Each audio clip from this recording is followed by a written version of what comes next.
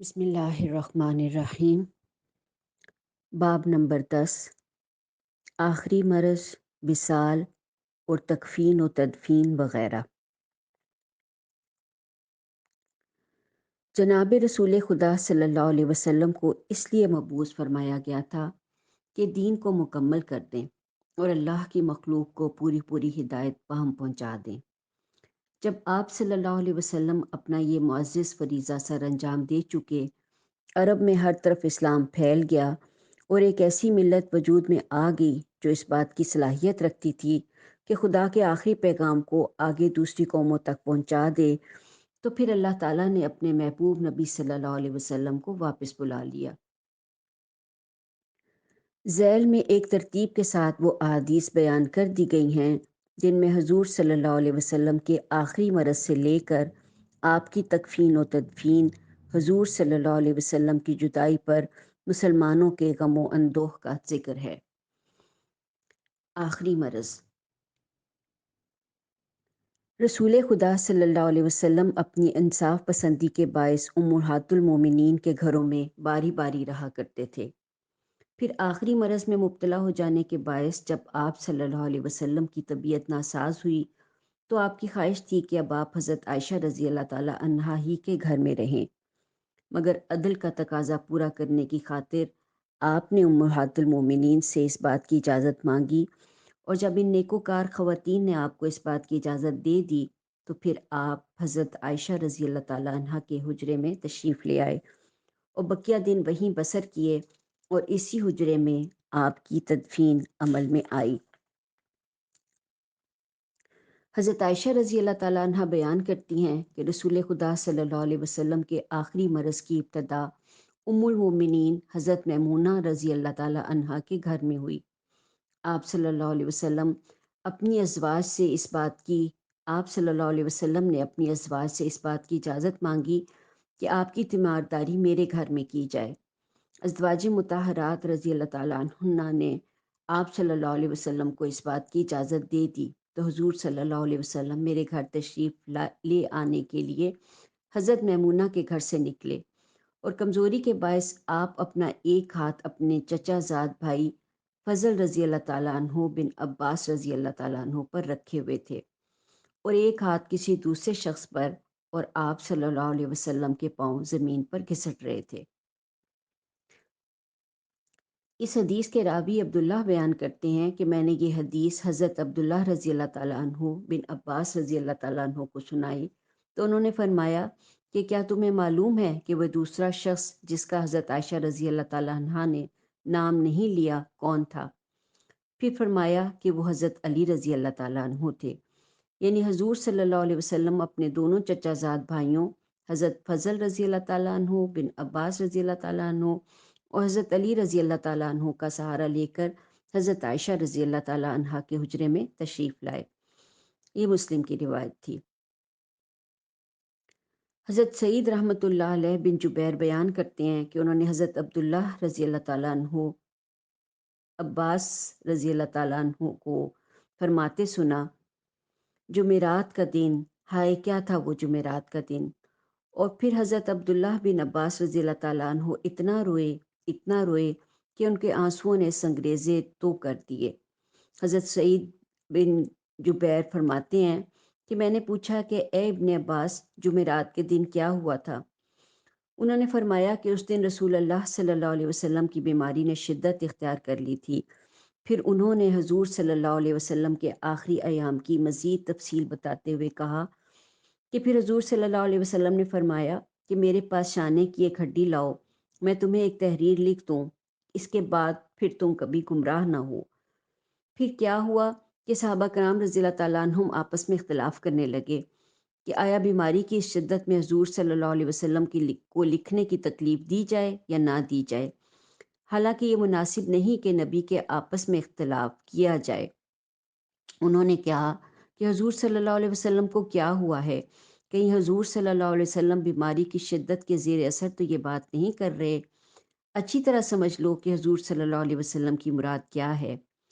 مگر پھر حضور صلی اللہ علیہ وسلم نے فرمایا کہ مجھے چھوڑ دو، میں جس حالت میں ہوں وہ اس سے بہتر ہے، جس کی طرف تم مجھے بلا رہے ہو۔ پھر حضور صلی اللہ علیہ وسلم نے صحابہ کرام رضی اللہ تعالیٰ عنہم کو 3 باتوں کا حکم فرمایا۔ ایک یہ فرمایا کہ مشرکوں کو جزیرۃ العرب سے نکال دینا، اور دوسرے یہ فرمایا کہ جو وفود دوسرے علاقوں سے اپنی اپنی قوم کی طرف پیغام لے کر آتے ہیں ان کو اسی طرح سے جائزہ دیا کرنا جس طرح میں انہیں دیتا رہا ہوں۔ اور جہاں تک تیسری بات کا تعلق ہے تو یا تو حضور صلی اللہ علیہ وسلم نے وہ بیان نہیں کی، یا آپ صلی اللہ علیہ وسلم نے بیان تو کی مگر میں اسے بھول گیا ہوں۔ یہ بخاری کی روایت تھی۔ اس حدیث میں ذکر آیا ہے کہ حضور صلی اللہ علیہ وسلم نے لکھنے کے لیے شانے کی ہڈی مانگی۔ اس کا پس منظر یہ ہے کہ اس زمانے میں کاغذ عام طور پر ملنا مشکل ہوتا تھا، اس لیے لوگ لکھنے کے لیے چوڑی چوڑی ہڈیوں کو بھی استعمال کیا کرتے تھے۔ ایسے ہی حضور صلی اللہ علیہ وسلم نے وفود کو جائزہ دینے کی جو تلقین فرمائی، اس کی تفصیل یہ ہے کہ مہمانوں کی مہمانداری کرنے کے سلسلے میں جو چیزیں پسندیدہ سمجھی جاتی تھیں ان میں سے ایک یہ بھی تھی کہ جب مہمان جائیں تو انہیں اتنا خرچ دیا جائے جو ایک منزل تک کافی ہو جائے۔ اس خرچ کو جیزہ یا جائزہ کہا جاتا تھا۔ حضور صلی اللہ علیہ وسلم نے وفود کو جائزہ دینے کی جو تلقین فرمائی، اس سے مراد یا تو یہی ایک منزل کا خرچ تھا، یا پھر حضور صلی اللہ علیہ وسلم کی مراد یہ تھی کہ وفود کی مہمانداری کیا کرنا جیسے کہ میں کرتا رہا ہوں، کیونکہ حدیث میں لفظ جائزہ مہمان کی مہمانداری کرنے کے لیے بھی استعمال ہوا ہے۔ عبید اللہ بن عبداللہ بیان کرتے ہیں کہ میں حضرت عائشہ رضی اللہ تعالیٰ عنہا کی خدمت میں حاضر ہوا اور ان سے کہا کہ آپ مجھے رسول خدا صلی اللہ علیہ وسلم کی بیماری کا حال نہیں بتائیں گی؟ انہوں نے فرمایا کیوں نہیں، بتاتی ہوں۔ پھر انہوں نے حضور صلی اللہ علیہ وسلم کی آخری بیماری کا حال سنانا شروع کیا اور بتایا کہ جب حضور صلی اللہ علیہ وسلم کی بیماری بڑھ گئی اور عشاء کی نماز کا وقت آیا تو حضور صلی اللہ علیہ وسلم نے پوچھا کہ کیا لوگوں نے نماز پڑھ لی ہے؟ ہم نے عرض کیا کہ نہیں یا رسول اللہ صلی اللہ علیہ وسلم، وہ آپ کا انتظار کر رہے ہیں کہ آپ جا کر انہیں نماز پڑھائیں۔ آپ نے فرمایا کہ میرے لیے لگن میں پانی رکھو، لہٰذا ہم نے پانی رکھ دیا تو آپ نے غسل فرمایا۔ پھر مسجد کی طرف جانا چاہا تو بے ہوش ہو گئے۔ پھر افاقہ ہوا تو دوبارہ کہ کیا لوگوں نے نماز پڑھ لی ہے؟ ہم نے پھر عرض کیا کہ نہیں یا رسول اللہ صلی اللہ علیہ وسلم، وہ آپ کا انتظار کر رہے ہیں۔ آپ نے پھر فرمایا کہ میرے لیے لگن میں پانی رکھو، ہم نے ویسے ہی کیا تو آپ نے غسل فرمایا۔ پھر جانا چاہا تو پھر بے ہوش ہو گئے۔ پھر افاقہ ہوا تو 3 بار فرمایا کہ کیا لوگوں نے نماز پڑھ لی ہے؟ ہم نے عرض کیا کہ نہیں یا رسول اللہ صلی اللہ علیہ وسلم، وہ آپ کا انتظار کر رہے ہیں۔ فرمایا کہ میرے لیے لگن میں پانی رکھو، ہم نے ویسا ہی کیا۔ پھر آپ نے غسل فرمایا اور جانا چاہا تو بے ہوش ہو گئے۔ پھر افاقہ ہوا تو 4تھی بار فرمایا کہ کیا لوگوں نے نماز پڑھ لی ہے؟ ہم نے عرض کیا کہ نہیں یا رسول اللہ، وہ آپ کا انتظار کر رہے ہیں۔ اور لوگ مسجد میں جمع تھے اور نماز عشاء کے لیے حضور صلی اللہ علیہ وسلم کے تشریف لانے کا انتظار کر رہے تھے۔ پھر حضرت عائشہ رضی اللہ تعالیٰ عنہ بتاتی ہیں کہ 3 بار کوشش کرنے اور ہر بار بے ہوش ہو جانے کے بعد رسول خدا صلی اللہ علیہ وسلم نے حضرت ابوبکر رضی اللہ تعالیٰ عنہ کو پیغام بھیجا کہ وہ لوگوں کو نماز پڑھا دیں۔ پیغامبر نے ان کے پاس آ کر کہا کہ رسول خدا صلی اللہ علیہ وسلم آپ کو حکم دیتے ہیں کہ آپ لوگوں کو نماز پڑھا دیں۔ حضرت ابوبکر رضی اللہ تعالیٰ عنہ نرم دل آدمی تھے، انہیں حضور صلی اللہ علیہ وسلم کی جگہ کھڑے ہونا مشکل لگا، لہٰذا انہوں نے حضرت عمر سے کہا کہ آپ اس کے زیادہ حقدار ہیں۔ چنانچہ حضرت ابوبکر ان دنوں لوگوں کو نماز پڑھاتے رہے۔ پھر ایک دن رسول خدا صلی اللہ علیہ وسلم نے اپنی بیماری کو ہلکا پایا تو آپ ظہر کی نماز کے لیے 2 آدمیوں کے سہارے سے نکلے۔ ان میں ایک حضرت عباس رضی اللہ تعالیٰ عنہ تھے۔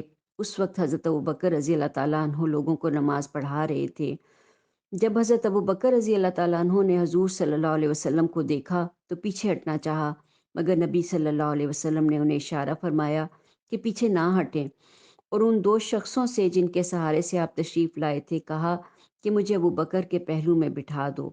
بس انہوں نے آپ کو حضرت ابوبکر کے پہلو میں بٹھا دیا۔ اب صورت یہ تھی کہ حضرت ابوبکر رضی اللہ تعالیٰ عنہ کھڑے رسول خدا صلی اللہ علیہ وسلم کی نماز کی اقتدا کر رہے تھے، اور صحابہ کرام رضی اللہ تعالیٰ عنہ حضرت ابوبکر کی نماز کی اقتدا کر رہے تھے۔ اور رسول خدا صلی اللہ علیہ وسلم بیٹھے ہوئے نماز پڑھا رہے تھے۔ اس حدیث کے راوی عبید اللہ بیان کرتے ہیں کہ میں حضرت عبداللہ بن عباس کی خدمت میں حاضر ہوا اور عرض کیا کہ کیا میں آپ کو وہ حدیث نہ سناؤں جو حضرت عائشہ رضی اللہ تعالیٰ عنہا نے رسول خدا صلی اللہ علیہ وسلم کی بیماری کے بارے میں مجھے بتائی ہے۔ انہوں نے فرمایا کہ ہاں سناؤ۔